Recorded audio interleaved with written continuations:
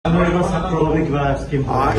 জানুৱাৰীৰ বাবে আমি ছাত্ৰসকলৰ বাবে এখন আঁচনি আমি আনিম, কিন্তু ছাত্ৰীৰ বাবে যেনেকৈ এইটো ইউনিভাৰ্চেল সকলো ছাত্ৰীয়ে পায়, ছাত্ৰৰ ক্ষেত্ৰত ইউনিভাৰ্চেল নহ'ব, অকল দৰিদ্ৰ আৰু নিম্ন মধ্যবিত্তসকলৰ কাৰণেহে আমি এনেকুৱা এটা আঁচনি আনিম। ছাত্ৰীৰ ক্ষেত্ৰত আমি ইকনমিটো নাচাওঁ, সকলোকে দিওঁ, কিন্তু ছাত্ৰৰ ক্ষেত্ৰত আমি ইকনমিটো চাই পেলাই দিম যে নিম্ন মধ্যবিত্ত আৰু দৰিদ্ৰ শ্ৰেণীৰ পৰিয়ালৰ পৰা অহা ছাত্ৰসকলক আমি এটা ভাল আঁচনি এটা আমি আনিম।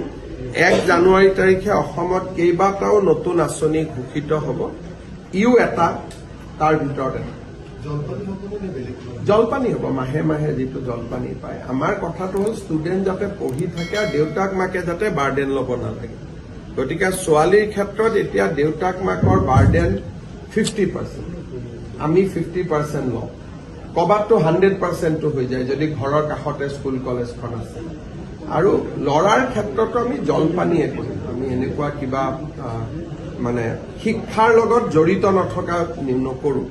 প্ৰত্যেকটো স্কিমৰে এটা আদৰ্শ থাকে, গতিকে আদৰ্শটোৰ অনুৰূপ আঁচনি এটাহে আমি লওঁ।